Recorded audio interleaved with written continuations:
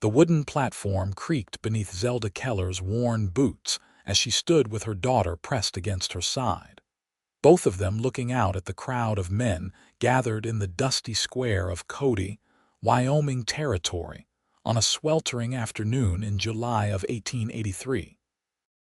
She had never imagined her life would come to this moment, standing on an auction block with her 7-year-old daughter Emma clutching her hand so tightly that both their knuckles had turned white.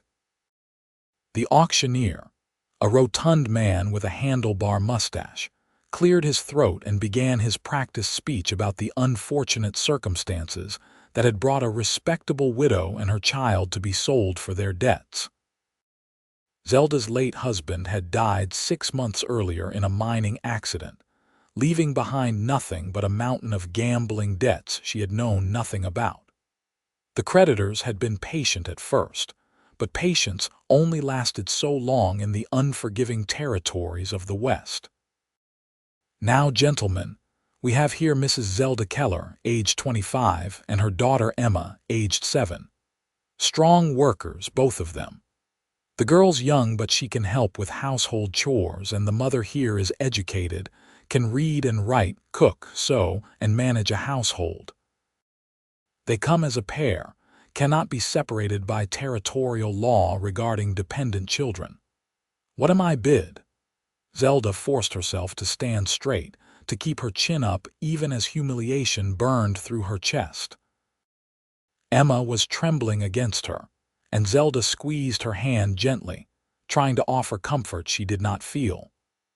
The crowd of men before them was a mixture of ranchers, businessmen, and drifters, all assessing them with varying degrees of interest or indifference. $50, called out a grizzled old rancher with tobacco-stained teeth. 75, came another voice, this one belonging to a saloon owner Zelda recognized from town, a man with a reputation for working his employees hard and paying them little. Zelda's heart sank further with each bid. She had heard stories of what happened to women sold at debt auctions, how they were worked to the bone, how some were treated worse than livestock. At least they had not separated her from Emma. At least she would be with her daughter, no matter what fresh hell awaited them. $100, said a new voice, and Zelda's eyes tracked to the speaker. He was younger than most of the men in the crowd, perhaps 30 or 32. With sun-bronzed skin and dark hair that touched his collar beneath a well-worn brown hat. He stood with the easy confidence of a man comfortable in his own skin, one thumb hooked in his belt, his blue eyes fixed on the auctioneer rather than on her and Emma. Something about his bearing suggested he was not the type to frequent debt auctions, and yet here he stood, bidding on their lives. 110. Countered the saloon owner. 200, the younger man said without hesitation, and a murmur rippled through the crowd. The saloon owner glared at him but did not raise the bid. $200 was more than most women brought at these auctions, especially when they came with a child attached. The auctioneer looked around, waiting for another bid, but none came. Sold to Mr. Yates Cross for $200. Relief and terror warred in Zelda's chest. At least they had not been bought by the saloon owner, but who was this Yates Cross, and what did he want with a widow and her child? She watched as he approached the platform, counted out the money to the auctioneer, and signed the necessary papers. The whole transaction took less than 5 minutes. 5 minutes to transfer ownership of 2 human lives as if they were cattle or horses. When Yates finally looked up at them, his expression was difficult to read. "Come on down from there," he said, his voice low and measured. "We have a long ride ahead of us." Zelda descended the steps carefully, keeping Emma close. Her daughter had not spoken a word since they had been brought to the platform, and Zelda worried about what this day was doing to her spirit. Emma had already lost her father. Now she was being sold alongside her mother like property. What did a child make of such things? Yates led them to where his horse waited, a large bay gelding with intelligent eyes. He also had a wagon hitched to a sturdy mare. "You'll ride in the wagon," he said, gesturing to it. "My ranch is about 3 hours from here. What will you have us do?" Zelda asked, finding her voice at last. "What work do you expect?" He glanced at her, those blue eyes meeting hers directly. "We'll discuss it when we get to the ranch. Right now, you both look like you could use some water and food. There's a canteen in the wagon and some bread wrapped in cloth." It was not an answer, but Zelda was too exhausted to push. She helped Emma into the wagon and climbed in after her. The wooden bed was clean, with fresh hay scattered across it, more consideration than she had expected. As Yates mounted his horse and began leading them out of town, Emma finally spoke. "Mama, where are we going?" "To a ranch, sweetheart. We're going to work for Mr. Cross now." "Is he mean?" Zelda looked toward the man riding ahead of them, his back straight, his movements easy and practiced in the saddle. "I don't know yet, Emma. I don't know." The landscape rolled past them in shades of gold and brown, the summer sun beating down mercilessly. True to his word, Yates had left them a canteen of cool water and a loaf of bread that tasted better than anything Zelda had eaten in weeks. She and Emma shared it in silence, both of them too overwhelmed to speak much. The rhythmic creaking of the wagon wheels and the steady clip-clop of the horses' hooves became a kind of lullaby.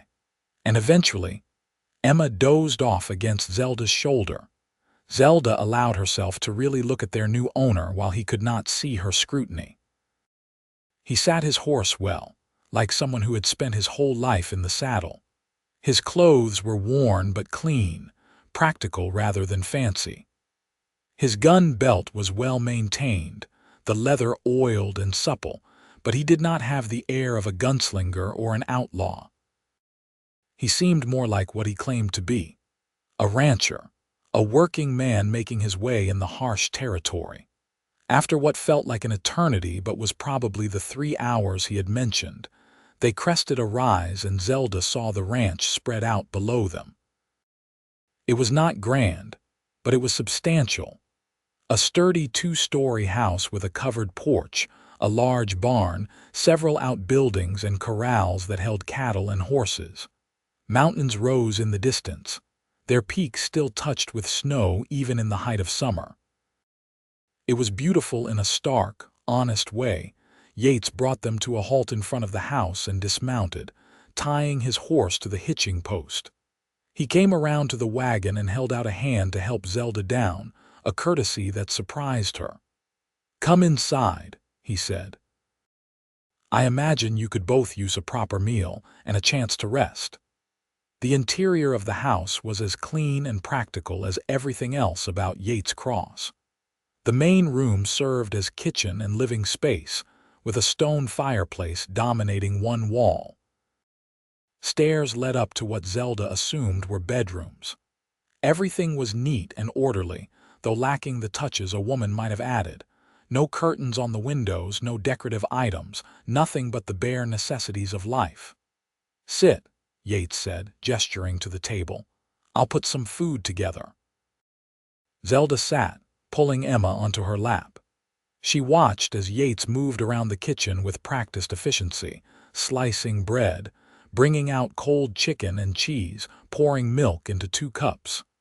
He set the food before them and then leaned against the counter, arms crossed over his chest. "Eat first, then we'll talk." Zelda wanted answers, but her stomach was growling and Emma looked half-starved. They ate, trying not to appear too ravenous even though they were. When they had finished, Yates poured coffee for Zelda and refilled Emma's milk before finally sitting across from them at the table. "I suppose you have questions," he said. "Many," Zelda replied. "What do you want from us, Mr. Cross? Call me Yates. And what I want is simple enough. I need help running this ranch. I've been doing it alone for 2 years now, and it's more than one man can handle properly. The house needs tending, the cooking, the garden, the chickens, the endless mending and washing. I need someone capable to manage the household side of things while I manage the livestock and land. And Emma, she's young, but she can help with small chores appropriate for a child. Gathering eggs, weeding the garden, learning to help her mother. Nothing more than that. It sounded almost too reasonable. That's all? Zelda asked, suspicion creeping into her voice. You paid $200 just for household help. Yates met her gaze steadily. I paid $200 because I wasn't about to let that saloon owner buy you both. I know what goes on in that place, the kind of man he is. When I saw you up there with your daughter, both of you trying so hard to be brave, I couldn't walk away. Every girl needs a mother and father, a proper home. Your daughter has already lost her father, and I wasn't about to let her lose her mother too, not to a life that would have broken you both. The words hung in the air between them. Zelda felt something crack open in her chest, a wall she had built around herself starting to crumble. You bought us out of kindness. I bought you because it was the right thing to do, and because I do genuinely need the help. This is a business arrangement, Mrs. Keller. You'll work for me, earn your keep, and in time, when you've worked off the debt I paid for you, you'll be free to go if you choose. I'll pay you wages beyond that, small but fair. You'll have a roof over your head, food on the table, and safety. Your daughter will have the same, and she'll have a chance to be a child a while longer before life forces her to grow up too fast. Zelda felt tears sting her eyes but refused to let them fall. Why would you do this for strangers? Yates looked away, his jaw tightening. I had a sister once. When our parents died, we had nothing. She was sold at an auction just like the one today. I was too young, had no money to bid, no way to save her. She ended up working herself to death in a laundry in Denver before she turned 20. I swore that if I ever had the means, I'd never stand by and watch it happen to someone else. Today, I had the means. The simple honesty of his words struck Zelda deeply. This man, this stranger, had saved them not for his own gain but because of a tragedy in his past, because he had a conscience that would not let him look away. It was more than anyone else had done for them, more than she had dared hope for. Thank you, she said quietly. I don't know what else to say except thank you. No thanks needed. Now let me show you where you'll sleep. You can have the main bedroom upstairs. It was my parents' and I've been using a small room in the back. Emma can sleep in the room next to yours. Tomorrow we'll go over the daily routine and what needs doing, but for tonight, just rest. You've both been through enough. He showed them upstairs to a spacious bedroom with a large bed, a wardrobe, and a washstand. The room next door was smaller but cozy, perfect for a child. Clean sheets were already on both beds, and Zelda wondered when he had prepared this, if he had known he would be bringing them home when he went to town today. After Yates left them alone, Zelda helped Emma wash up and get ready for bed. Her daughter was quiet, processing everything that had happened. When Emma was tucked under the covers, she looked up at Zelda with solemn eyes. Is he a good man, Mama? Zelda smoothed her daughter's hair back from her forehead. I think he might be, sweetheart. I think we might have been very lucky today. I miss Papa. I know, I miss him too. Do you think Papa would like Mr. Cross? It was a complicated question. Zelda's late husband had been charming and handsome, but he had also been reckless and selfish, gambling away money they could not afford to lose, leaving them in this predicament. Yates Cross seemed to be everything her husband had not been. Steady, responsible, thoughtful. I think your papa would be grateful that Mr. Cross is giving us a safe place to be, Zelda said carefully. Emma seemed satisfied with that answer. She closed her eyes, exhaustion finally claiming her. Zelda sat with her until she was deeply asleep, then retreated to her own room. She washed with the water in the basin, changed into her only nightgown, and lay down on the bed.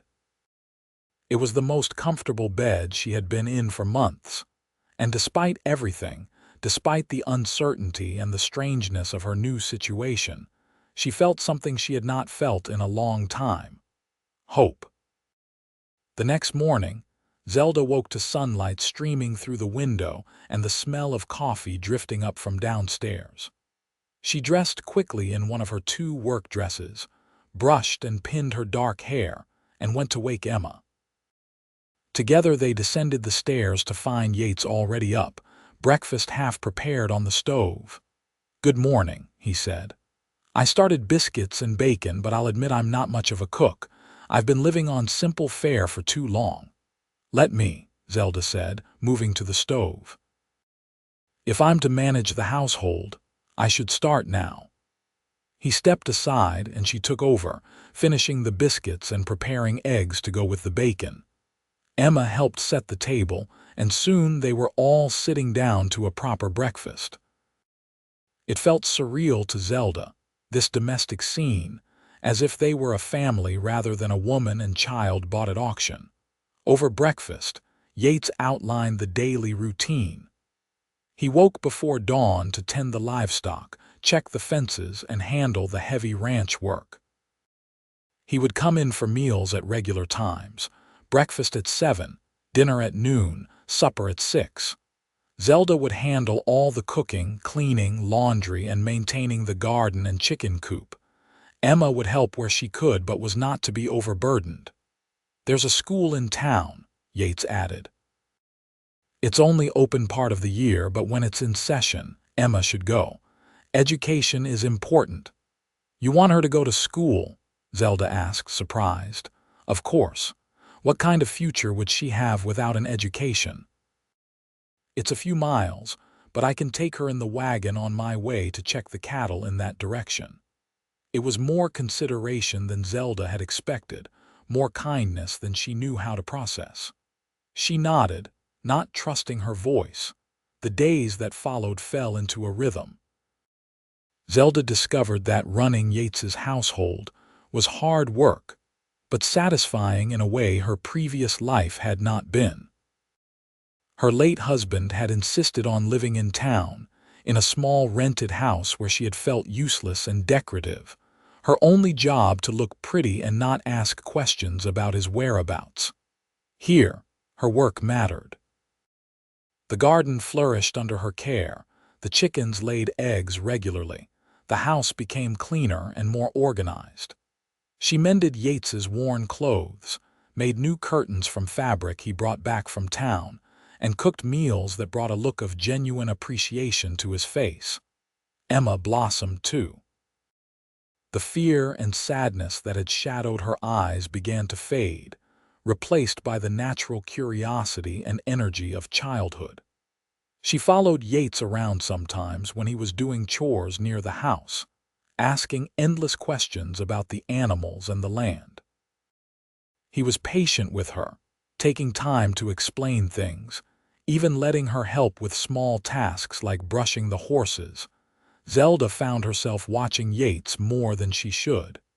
He was a quiet man, not given to unnecessary words, but his actions spoke volumes.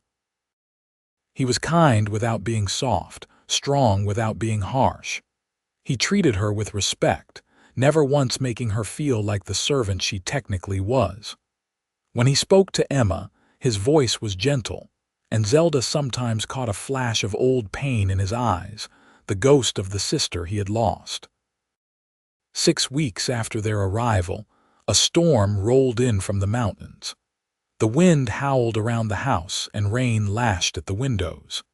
Yates had been out checking on the cattle and came in soaked to the bone, his hat dripping water onto the floor. "You'll catch your death," Zelda scolded, hurrying to fetch towels. "Get out of those wet clothes, I'll make hot coffee."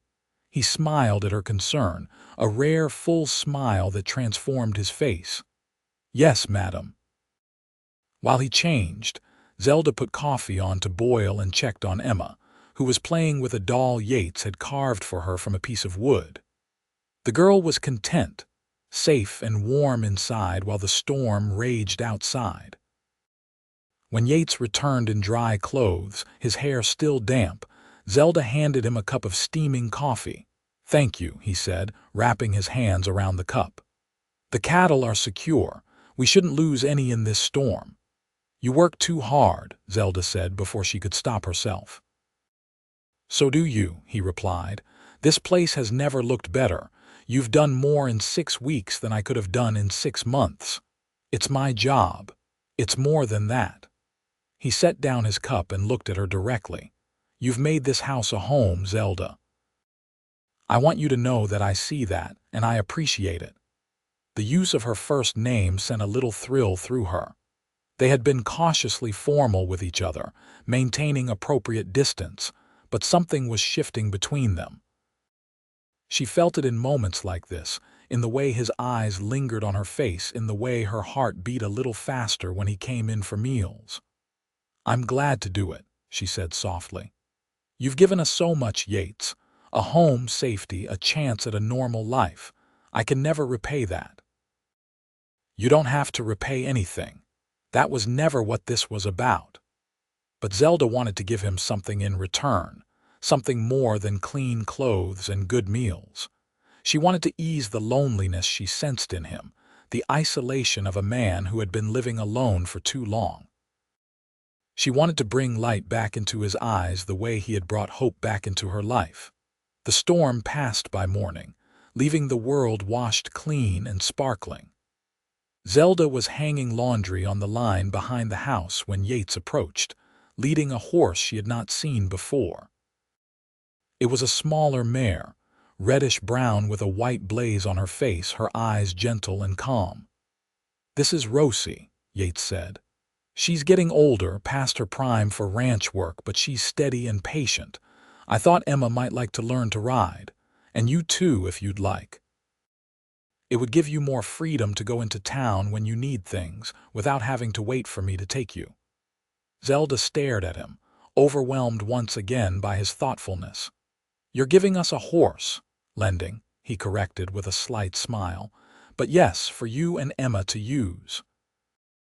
Every woman in the territory should know how to ride. It's a useful skill."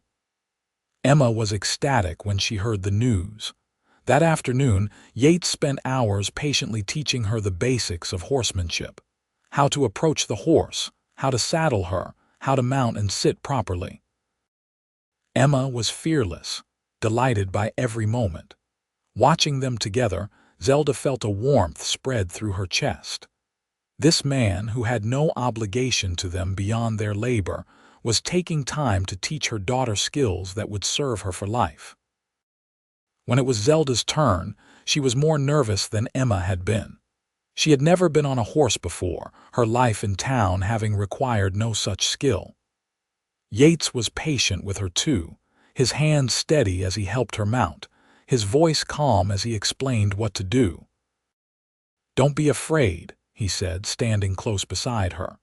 "Rosie won't let you fall. Just relax and move with her." Zelda tried to relax, but she was acutely aware of Yates's hand on her leg, steadying her, and the solid warmth of his presence beside her. When Rosie began to walk in a slow circle around the corral, Zelda clutched the saddle horn, her heart pounding. "Breathe," Yates called out. "You're doing fine." Gradually, Zelda began to feel the rhythm of the horse's movement, began to understand what Yates meant about moving with the animal rather than against it. By the time the lesson ended, she was not an expert, but she was no longer terrified. She felt accomplished, proud of herself for trying something new and difficult. As summer turned to autumn, the leaves on the cottonwoods along the creek turned gold and copper. The air grew crisp, and the work on the ranch shifted to preparing for winter. Yates spent long days bringing in hay, checking that the barn and outbuildings were secure against the coming snow. Zelda preserved vegetables from the garden, canned fruits, and made sure the house was well stocked with supplies. They worked together in an easy companionship, their movements synchronized like partners in a dance neither had planned but both had learned. Emma thrived under their joint care, growing taller and more confident. She laughed easily now, something Zelda had feared she might never hear again after her father's death and the trauma of the auction. One evening in late October, after Emma had gone to bed, Zelda sat by the fire mending one of Yates's shirts. He was at the table, going over the ranch accounts by lamplight. The comfortable silence between them was broken when Yates spoke. "I want to talk to you about something." Zelda looked up, setting aside her mending. "Of course." He seemed to struggle with his words, an unusual occurrence for a man who was always direct. "You've been here 4 months now. In that time, you've more than earned your keep. The debt I paid for you at the auction, I'm willing to call it settled. You're free to go if you want. I'll give you money for passage wherever you want to go, a reference, whatever you need." Zelda's heart plummeted. Was he asking her to leave? Had she done something wrong? "Do you want us to go?" "No," he said quickly, looking up at her. "That's not what I'm saying at all. I'm saying that you don't have to stay out of obligation anymore. If you choose to stay, I want it to be because you want to, not because you think you owe me something." Relief flooded through her, followed immediately by confusion. What did she want? A few months ago, the answer would have been simple: security, safety, a roof over her head. But now, the thought of leaving this ranch, leaving Yates, filled her with an ache she had not expected. "Where would we go?" she asked quietly. "We have no family, no resources beyond what you've given us."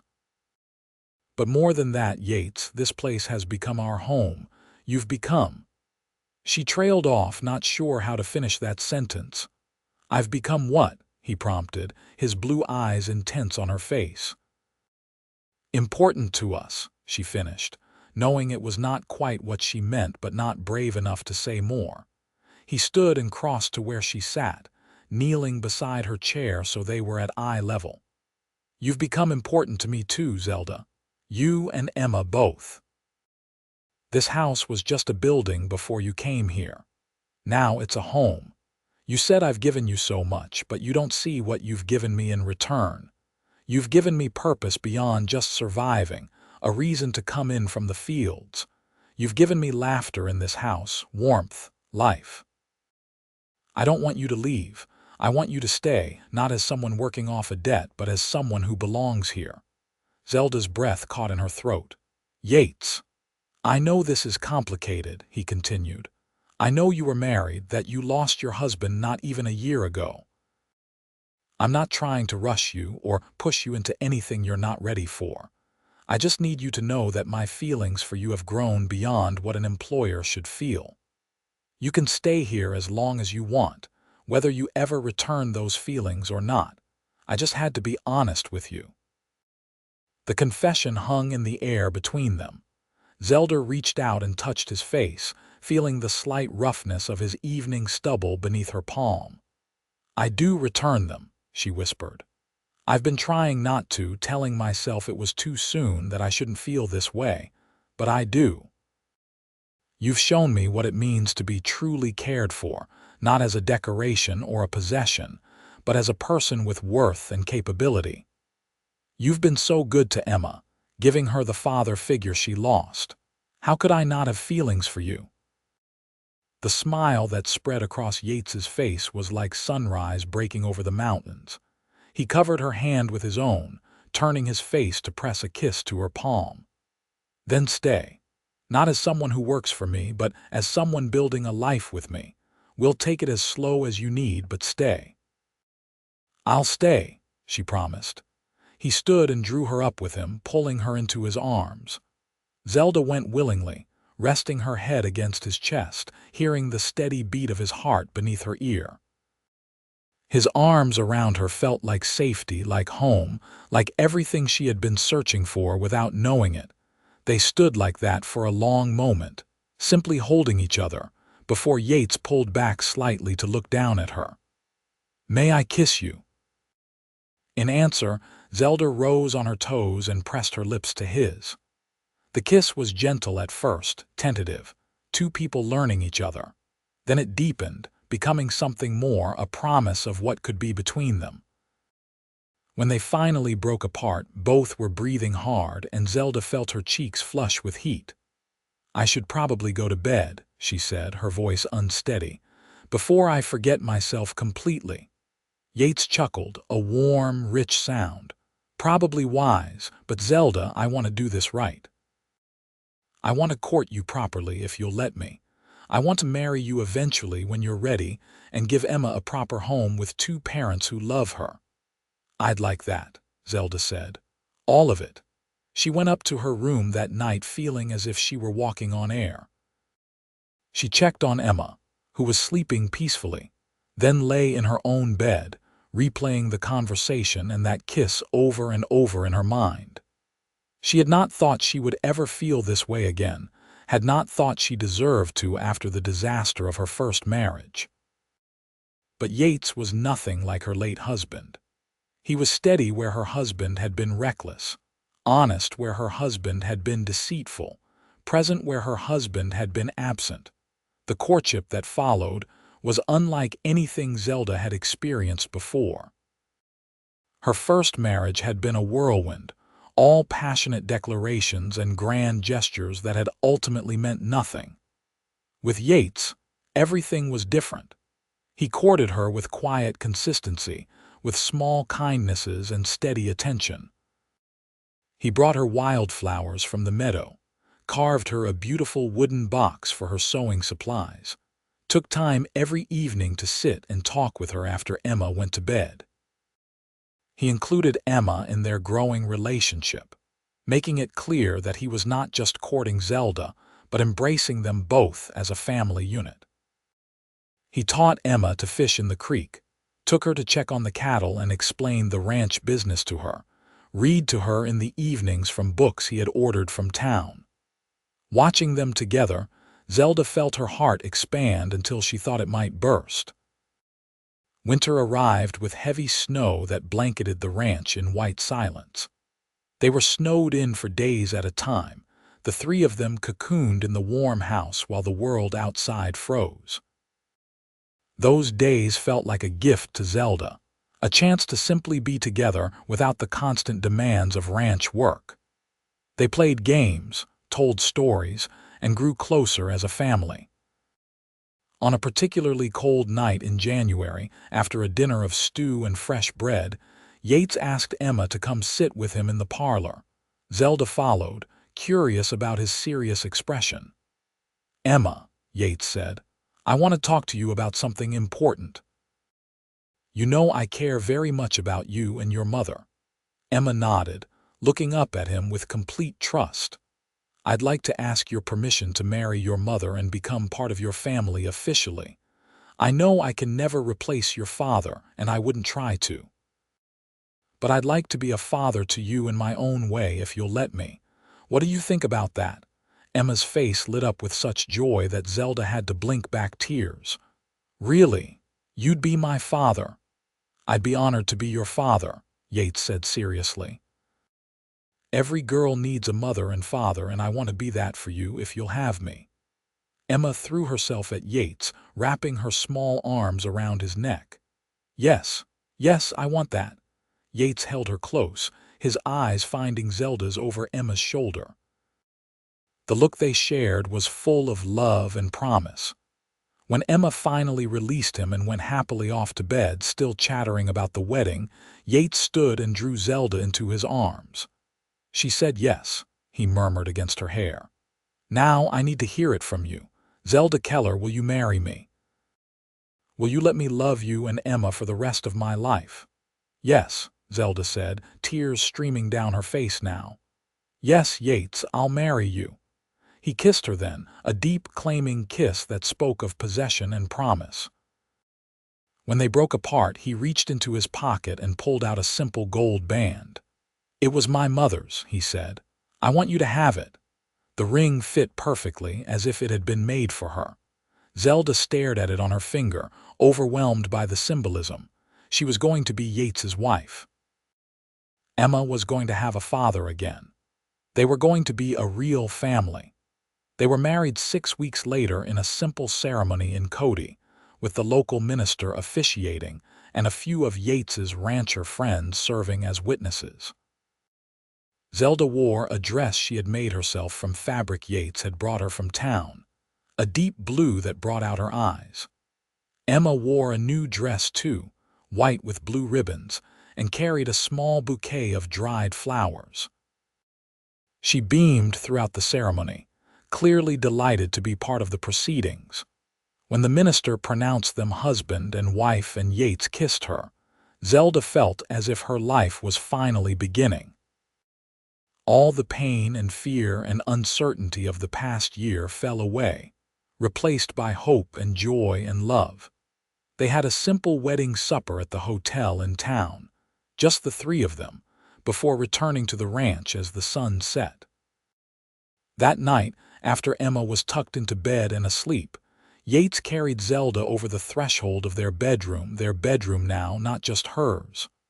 "I've waited so long for this," he murmured, setting her down carefully. "To have you truly be mine." "I'm yours," Zelda said, reaching up to unknot his tie. "And you're mine, finally." Their wedding night was everything it should be, tender and passionate, awkward and perfect, a joining not just of bodies but of souls. Yates was patient and gentle, making sure Zelda felt cherished and safe. Afterward, they lay tangled together in the darkness, her head on his chest, his hand stroking her hair. "I love you," he said quietly. "I should have said it before, but I'm saying it now. I love you, Zelda Cross." Her new name sounded perfect on his lips. "I love you too," she whispered back. "More than I knew I could love anyone." The winter passed in a blur of contentment. Being married to Yates was everything Zelda had hoped it would be. They worked together during the day and came together at night, building a partnership that was both practical and romantic. Emma flourished under their joint care, her childhood trauma fading more each day as she was surrounded by love and stability. Spring arrived with a rush of green across the brown landscape.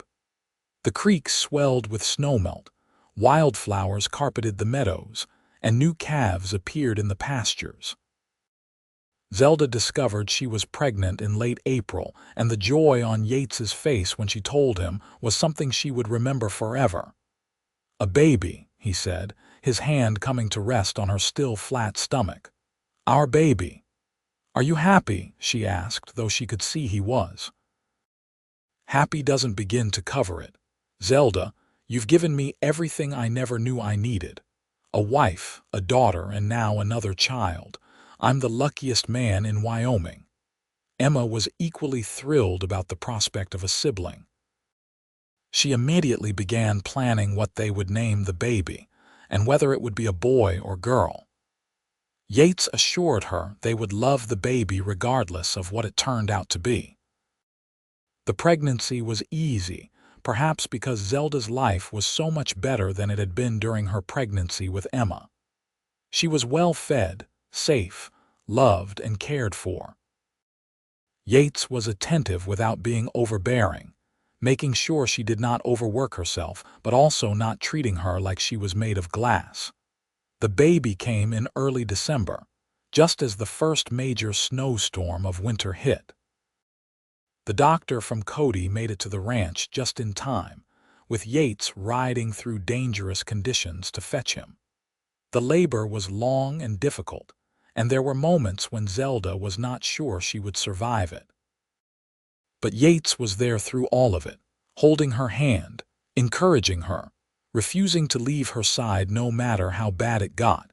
When the baby finally arrived, a healthy boy with a lusty cry and a shock of dark hair, Zelda wept with relief and joy. Yates took the baby from the doctor with shaking hands, staring down at his son with wonder in his eyes. "He's perfect," Yates said, his voice rough with emotion. "You did so well, Zelda. Thank you for this gift." They named him James after Yates's father. Emma was allowed in to meet her baby brother once Zelda was cleaned up and resting. She peered down at the tiny bundle with wide eyes, then looked up at Yates. "He's so small," she said wonderingly. "Was I that small once?" "You were," Yates confirmed, sitting on the edge of the bed with Emma tucked against his side while Zelda cradled the baby. "And you were just as perfect." They were a family now, complete and whole. As Zelda looked around at her husband, her daughter, and her newborn son, she thought about how far she had come. A year and a half ago, she had been standing on an auction block, terrified and humiliated, certain her life was over. Now she was here, in a warm house with people who loved her, holding a baby she never thought she would have, married to a man who treated her like a treasure. "What are you thinking?" Yates asked, noticing her expression. "I'm thinking about the auction," she said honestly. "About how that terrible day led to this beautiful life." Yates leaned over and kissed her forehead.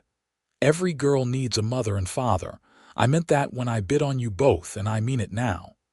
Emma needed both, and now James will have both from the start. We're going to give these children everything, Zelda. Love, security, opportunity. Everything your first husband failed to provide." "We already are," Zelda said. "Just by being here, being present, loving them, that's everything." The winter was hard, as Wyoming winters always were, but the little family weathered it together. James grew strong and healthy. Emma became an excellent big sister, and Yates proved to be a wonderful father to both children. He was patient and loving with Emma, and devoted to little James, often walking the floor with him when he cried at night to let Zelda sleep. Spring came again, bringing with it renewal and hope. The ranch prospered under their joint management, Yates handling the livestock and land while Zelda managed everything else. They hired a hand to help with the heavy work, a young man from town who lived in the bunkhouse and took meals with them. The extra help meant Yates had more time to spend with his family, which he treasured. Emma started school that fall, riding into town 3 days a week with Yates, or on Rosie when the weather was good. She loved learning and brought home lessons to share with Zelda and Yates in the evenings. She was bright and curious, and Yates made sure she had books to read and encouraged her education at every opportunity. James grew from baby to toddler, a sturdy boy with Yates's blue eyes and Zelda's dark hair. He followed his father everywhere, trotting after him on short legs, chattering in the half-words of early speech. Yates was endlessly patient with him, including him in ranch activities in small ways, letting him help with simple tasks. 2 years after James was born, Zelda found herself pregnant again. This time the pregnancy was even easier, and when the baby came the following spring, it was a girl. They named her Sarah, and she looked like a perfect blend of Yates and Zelda, with blue eyes like her father and delicate features like her mother. Emma, now 11, was an enormous help with the baby. She loved taking care of Sarah, singing to her and playing with her. James, 3 years old, was less interested in the baby but proud to be a big brother. The house was full of noise and laughter and life, everything Zelda had dreamed of but never quite achieved in her first marriage. On their 4th wedding anniversary, Yates took Zelda into town for dinner, leaving the children with their hired hand's wife, who had become a friend to Zelda. It was rare for them to have time alone together, and they savored it, talking and laughing over a meal they had not cooked themselves. 4 years, Yates said, raising his glass to her. Best 4 years of my life. Mine too, Zelda agreed. I never could have imagined standing on that auction block that I would end up here, that I would be this happy. I knew, Yates said. The moment I saw you up there, trying so hard to be brave, holding Emma's hand like it was the only thing keeping you together, I knew you were strong. I knew you were worth saving. What I didn't know was that you would save me too. How did I save you? From a half-life, he said simply. I was just existing before you came, going through the motions. You gave me a reason to truly live. You gave me love and family and purpose beyond just survival." Zelda reached across the table and took his hand. "We saved each other then. That seems fair." They returned home that night to find the children all asleep and the house quiet. They stood together on the porch for a moment, looking out at the land that had become theirs, the ranch they had built together into something prosperous and good. "I have everything I ever wanted," Zelda said softly, "everything I never dared dream of." "So do I," Yates replied, wrapping his arm around her waist. "So do I." The years continued to pass in a rhythm of seasons and celebrations.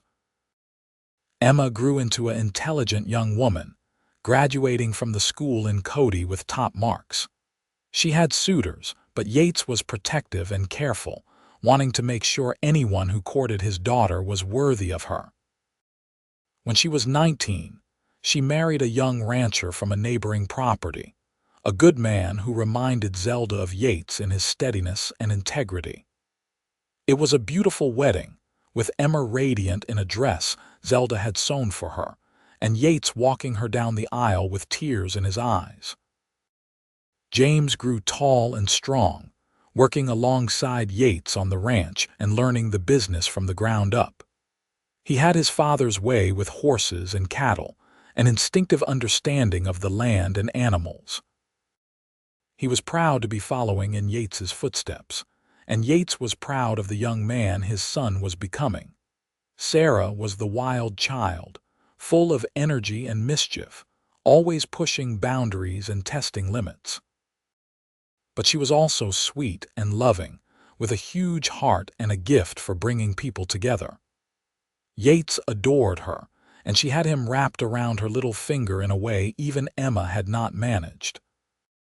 Zelda and Yates added one more child to their family when Zelda was 35, a surprise baby boy they named Thomas. He was the last, the final piece of their family puzzle, and they treasured him as such. By the time Thomas was born, Emma had already made them grandparents, giving birth to a daughter of her own. The circle of life continued, expanding and growing, rooted in the love that Yates and Zelda had built together. As Zelda approached her 40th birthday, she often reflected on her journey. She was no longer the desperate widow being auctioned off to pay debts. She was Zelda Cross, wife and mother, partner in a successful ranch, beloved and cherished. The scars of her past had not disappeared, but they had healed, transformed into a reminder of how far she had come and how much she had overcome. One evening, as they sat on the porch watching the sunset paint the sky in shades of gold and purple, their youngest children playing in the yard while the older ones had families of their own, Yates took Zelda's hand. "What are you thinking about?" he asked, as he had so many times over the years. "I'm thinking about that day in Cody," she said. "The auction. How terrified I was, how certain I was that my life was over, and then you bid on us. You said every girl needs a mother and father, and you gave Emma both. You gave us both a second chance at life." "You gave me a chance too," Yates reminded her. "A chance at a family, at love, at a life that mattered beyond just work and survival." "We've built something good here," Zelda said, looking out at the ranch that had become so much more than just land and buildings. "Something that will last beyond us." "We have," Yates agreed. "Our children know they're loved. They know what a real marriage looks like, what real partnership and respect look like. That's a legacy worth having." Sarah came running up to the porch then, her dress dusty and her hair wild. "Mama, Papa, Thomas is trying to catch the chickens again." Yates laughed and stood, heading down to corral their youngest son before he terrorized the henhouse. Zelda watched him go, this man who had changed her life so completely, who had taken two broken people and helped make them whole. Life on the ranch continued in its steady rhythm. Zelda maintained her garden, now expanded to include flowers as well as vegetables, a beauty she could afford to indulge in now that survival was assured. She taught Sarah and Thomas to read and do arithmetic, preparing them for school. She canned and preserved, sewed and cooked, managed the household accounts and the hired help. But it never felt like drudgery anymore. It felt like building something, maintaining something, caring for something precious. Yates expanded the ranch over the years, buying adjacent land when it became available, increasing their herd, building their prosperity. But he never let the work consume him the way it might have before Zelda. He always made time for his family, always came in for supper no matter what was happening on the range, always tucked the children into bed and spent evenings with Zelda. They faced challenges, as all families did. There was the year the winter was so brutal they lost a quarter of their herd. The time James broke his leg and it did not set properly, leaving him with a slight limp. The sickness that swept through the territory and nearly took Sarah from them when she was 7. But they faced everything together, and their love never wavered. When Zelda was 45 and Yates was 50, they celebrated their 20th wedding anniversary with a party that brought together their entire family and many friends from around the territory. Emma came with her husband and 3 children. James, now 21 and managing much of the day-to-day ranch operations, brought the girl he was courting, a sweet young woman from town. Sarah, 17 and beautiful, was surrounded by admirers but had her sights set on college, a dream Yates fully supported. Thomas, now 10, ran wild with his cousins and the other children, full of the energy and joy of childhood. As Zelda looked around at the gathering, at all the lives that had sprung from that day at the auction 20 years ago, she was overwhelmed with gratitude. She found Yates in the crowd, their eyes meeting across the yard. He smiled at her, that same smile that had first warmed her heart all those years ago, and crossed to her side. "Happy anniversary," he said, pulling her close. "Happy anniversary," she replied. 20 years. It's gone so fast." "And we have 20 more ahead of us at least," Yates said. "Maybe 30 or 40 if we're lucky." "I hope so," Zelda said fervently. "I want as many years with you as I can get." They danced that night under the stars, their family and friends celebrating with them. Zelda rested her head on Yates's shoulder as they moved to the music, feeling the solid strength of him, the steadiness that had anchored her life for 2 decades. "Thank you," she whispered. "For what?" "For seeing us that day. For not walking away, for giving us this life." Yates pulled back to look at her, his blue eyes serious. "Thank you for saying yes, for trusting me, for building this life with me. I was a lonely man running a ranch. Now I'm a husband, a father, a grandfather. You gave me that. You and Emma and all the children that came after."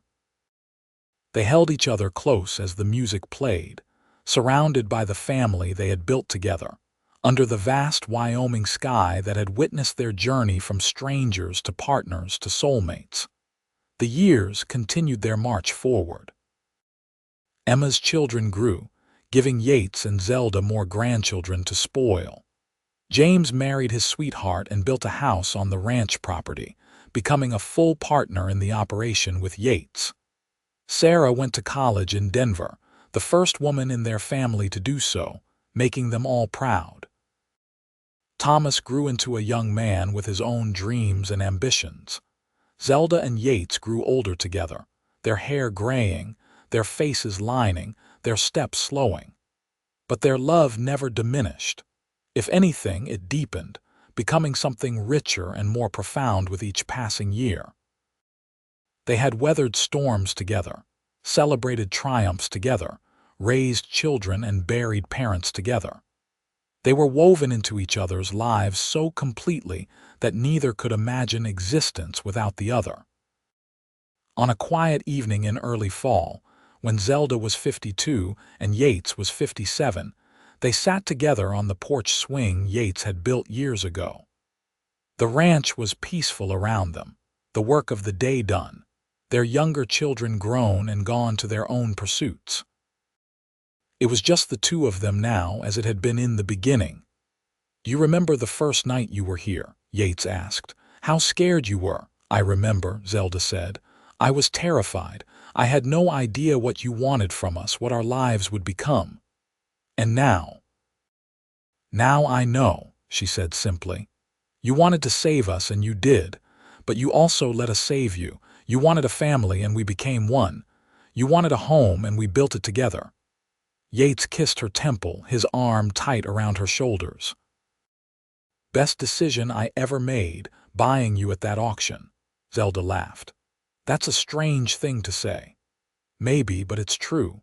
I saw you and Emma up there, and I knew. I just knew that my life was about to change, that you were meant to be mine and I was meant to be yours.